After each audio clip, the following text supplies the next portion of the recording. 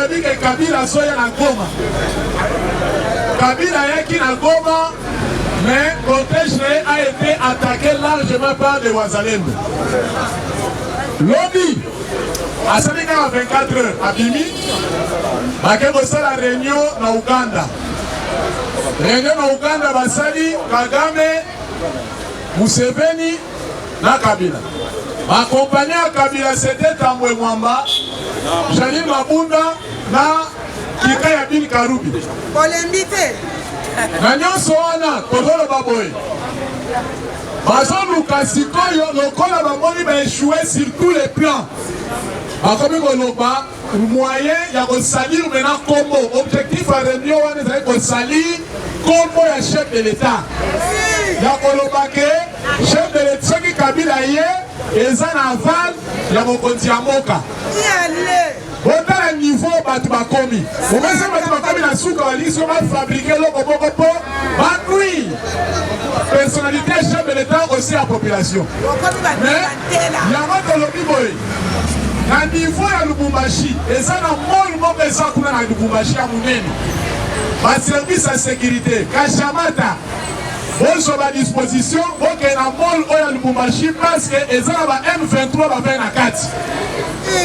Il est bien servi, va. Colombie n'a Kachamata, bon sur ma disposition. Bon sur ma disposition pour la loi là-bas. Loi là-bas va infiltrer John Lumbi Baza au côté de Bélé. Celui John Lumbi qui préfère pas à la réunion. Oui, ça va qu'il a mis la campagne à Meyer, à Mozambique. Yango, va service à sécurité. Vous veillez, pour la Tanganyika. J'ai entendu aussi comment il y a Janine Mabunda. C'est ce qui est énervant. Là maintenant je lance un appel à la famille tout entière. La famille générale Maël Elio Kobo Kongo. J'ai dit à la famille, nous ne connaissons pas cette dame parce qu'elle s'est dit qu'elle est la fille du général Maël. Janine Mabunda. Ce n'est pas la fille du général Maël. Janine Mabunda, c'est un putain de guerre. Elle n'est pas la fille biologique du général Maël. Je dis, je vois même. En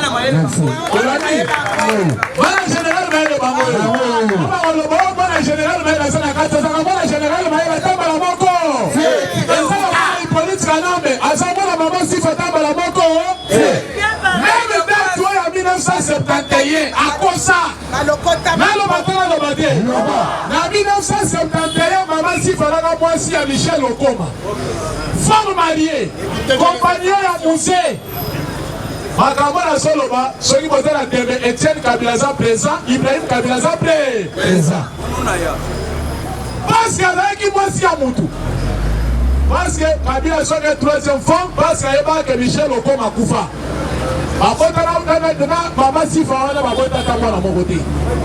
Tout d'abord, elle fut prisonnière à Moussé.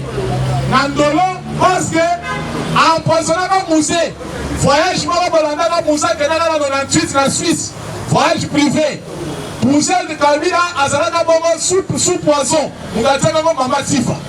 Il a pas servi. Nous avons un certain candidat Bobo Teddy, à Zana AFC. Il y a AFDC, il y a Bati le Pouet. Il y a la sécurité, il y a un musée rapport. Il est pas servi. Alors, qui est prisonnier. Kanambe a mené dans le Lubumbashi pour aller au témoignage. Donc, plus loin, Moïmou Kena, qui est proche, il y a Kabila. À ça, le livre, bon, je retrouve le livre, l'erreur d'un parcours politique. Aucun page 365. Il y a livre. Alors, nous avons commis une erreur grave d'adopter un sujet rwandais pour un casier de Tembo. Wana professeur Moïmou Kena, proche avec le ministre de la Défense du gouvernement Ilukamba. A comment livre? Même dans son monde, Jean qui tourne dans tweet dans le lobby, on dit qu'on s'acharne contre Jean-Pierre Bemba. Il sonne pour créer Joseph Kabila. Jean qui tourne. Jean qui tourne dans le lobby, dans un kangaï, professeur Moïmou Kena, professeur Samba Kaputo, Nababa Kium. Ils ont dopé ça comme une politique, comme un Kabange. Richard Mouyej, Azat vivant. Richard Mouyej, Père Bazali, vivant. Sikol. Bon, ça change contre Bemba pour l'année. Merci au Wazalendo, na Moussala Bonsali. Déjà, bon, le jour, bon, qui va 15 localités, le aussi 8, ça fait 23. Les autres personnes, bon, Wazalendo, dans la carte à Kafumu. En tout cas, combien de temps va Wazalendo dans ma boque? Bientôt là, pourquoi vous allez construire qu'on récupère le mandé? En tout cas, pas contenu à temps, à suivre, on continue là. Merci. Les Chinois, 5 minutes, pas de repas le bateau Kata. 5 minutes. Voilà, les Chinois, ça va pas là-bas. Il ne peut se vivre. Il ne peut se vivre. Bonjour. Bonjour les sous-sous. Bonjour. Losako. Nani koi. Fachi Beton.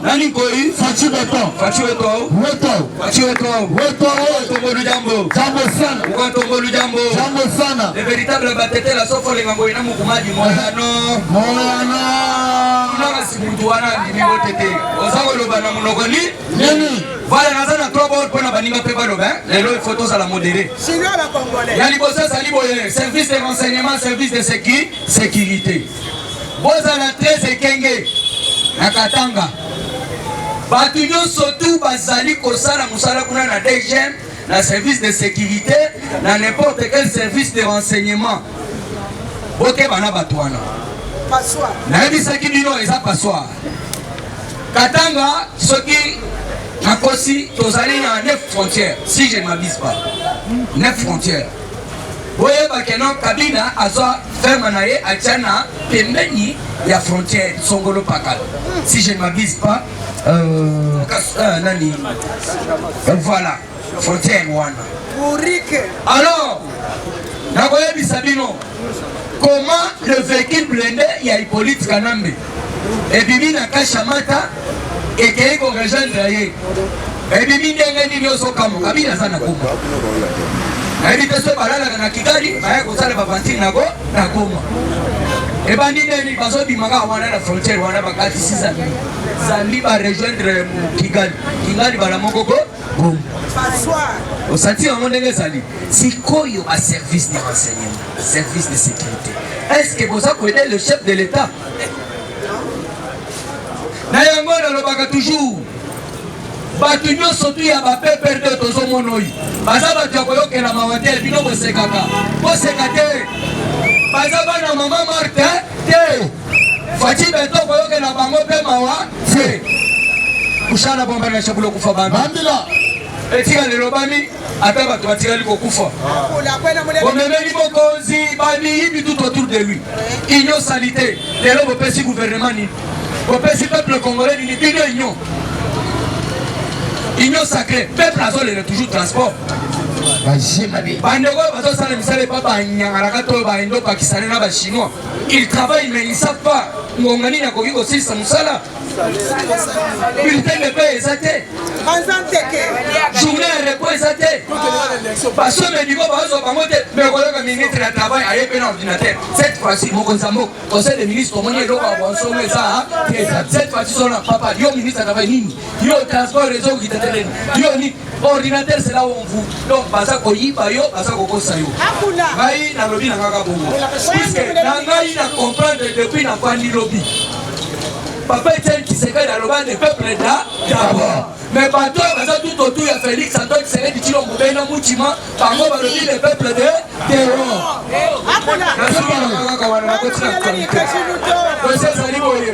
Omoni bananga, omoni ba otozali kobenga bajongo, omoni ba otoza kobenga banani akimaji banani baza banduki. Baso kokende na sima ba Rwandais, po ba Rwandais baya baboma bandeko na biso ba remplacer ba Rwandais.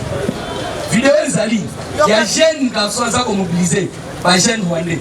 Tout le monde maman, tout le monde papa, tout le monde, aussi Bukavu, aussi Gomu.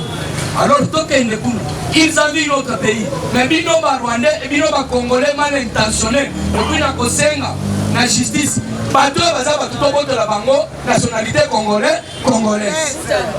Papa Mutamango, na comprendre batu balo bagasi. Poko kanga bato yo ya PPD, eza passe. Bamono yo banani yo kusiru. Chassa salere na betama na mire na béton. Wano Shader Namina, Batoko Kanga Bino Hote Otibango. Tosa Kanda, Landa dossier, dossier Saliboye. Olanda te bato basoke na sima barwande. Puisque nanga to otuna ye, Musée Laurent Désiré Kabila. Ayana barwande, papa ete na lobi. Soki sa bango. Dem siko musée ateleme bisko barwande. Sora musée zalakiwa. Bananga bakokufa moko kufungwa. Landa siko message ya presse. Donc il y a envoyé conseil spécial pour kilo ya 30. Oyo tindela ki au conseil a passé un message. Na isa kilo ko kende dans 4 pays. Na vous allez un peu plus bref. Olandawa na Kigali. Message ni na pe. Kota na mutu.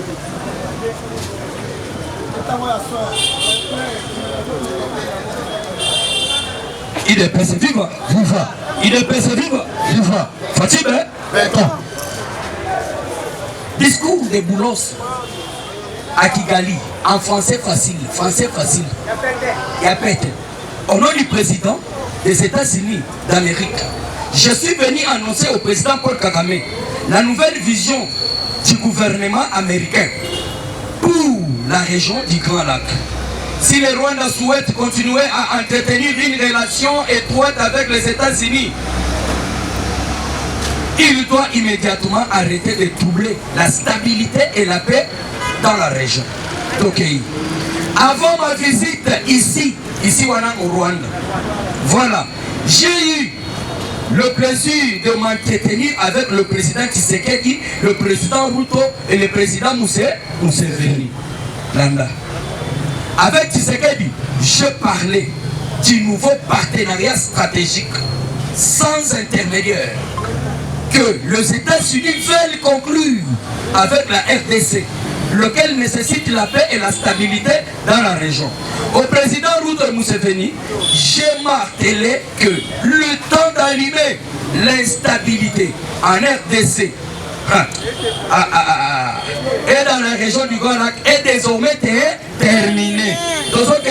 Les États-Unis d'Amérique souhaitent la sécurité et l'intégrité territoriale de tous les États de la région et chacun de vous doit désormais respecter la souveraineté, l'intégralité territoriale de la République démocratique du Congo. J'ai dit ceci au président Kagame, IDPS viva.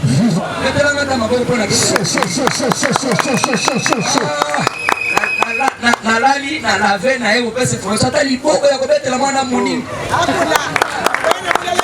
Yoka, c'est que j'ai dit au président Kagame, si la vision consiste réellement à développer le Rwanda et à le présenter comme un modèle économique dans la région du Grand Lac et au-delà, Dieu fait-le sans marcher sur les orteils de ton voisin congolais.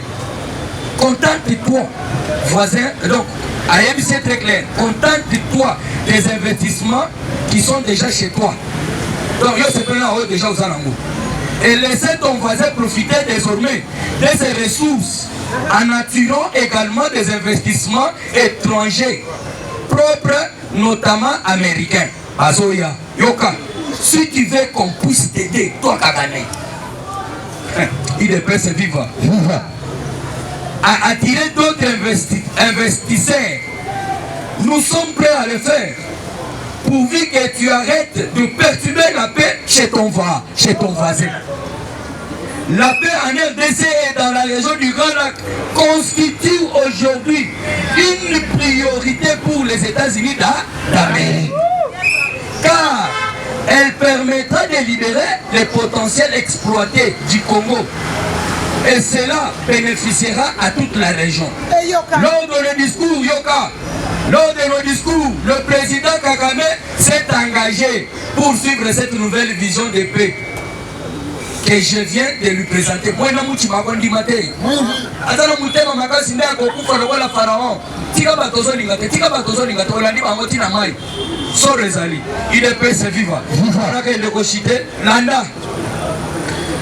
les États-Unis d'Amérique, voilà, très bien, les États-Unis d'Amérique sont pleinement engagés dans cet effort et sont prêts à faciliter une issue pacifique à ces conflits. Une issue qui permettra à chaque pays de respecter ses propres frontières et qui posera le base d'une économie régionale florissante. Nous apprécions l'opportunité d'avoir pu discuter de la voie désormais à suivre avec l'homologue ici à Kigali. Je applique le 14. Le 14. Ça sera Zalapio, papa. Ce sont les informations. On a pas combattu. On a sa banque. On a d'autres informations. On a dit le Kassa. Les autres amours. Yangani. Yangani. Celui de Bango. Hein? Oui. Matata Bono, de nouveau convoqué. Je vous l'avais dit. Je vous l'avais dit. Ngai nazana contact ya kosakana kena. Ngai na kenda même na coup consommer. Na luka pona iba pourquoi bino bozoko kokanga mutote. Yo ka seka madi. Ba lobi boy. Omoni muto bozo mona asawa ya kalate. Muto bozo mona na coup consommer na asawa ya bino kalate. Pourquoi ya kalate sa bino ke matata mponyo? Pour constitutionnel, ils sont incompétents. Et quand je me limite, pour constitutionnel incompétent. Mais ouais, ça va. Là, ça vient à l'apologie de la commission. Mais il y a un collègue qui a détourné le passage des données comme le président en passant. Alors, il y a un coup constitutionnel à sa président. Il faut pas travailler en désordre. A expliqué Bissoboui très clairement.